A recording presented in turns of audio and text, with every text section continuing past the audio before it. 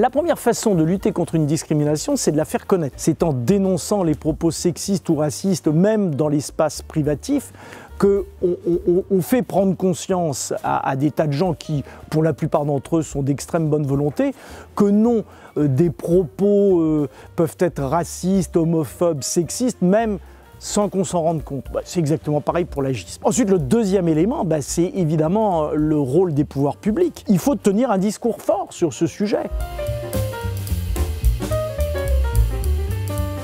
Il faut arrêter d'abord de concentrer l'attention sur les établissements pour personnes âgées, pour plusieurs raisons. La première, c'est que 80% des plus de 80 ans, ils vont bien. Donc les personnes âgées qui ont besoin d'aide à domicile ou qui ont besoin de vivre en établissement, ils sont au fond 20% des plus de 80 ans, c'est très peu.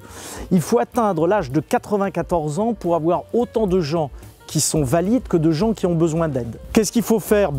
Premièrement, rappeler qu'ils sont des hommes et des femmes à part entière, que 80% des plus de 80 ans vont bien et que les 20% qui ont besoin d'être aidés sont des citoyens à part entière, doivent être écoutés, sauf que dans la société occidentale aujourd'hui on dit ils sont dépendants, explication pour dire donc on ne les écoutera pas, on écoutera leur famille ou les professionnels. Donc la première lutte contre l'agisme, c'est d'écouter les gens concernés, donc en l'espèce les plus âgés. Et puis la deuxième chose, c'est de prendre conscience par exemple du retard français en matière d'aide à domicile et de financement des établissements. Le gros problème des établissements français, c'est qu'il n'y a pas assez de personnel et que donc on ne peut pas y faire le travail de qualité que les personnes âgées, les familles et les professionnels attendent.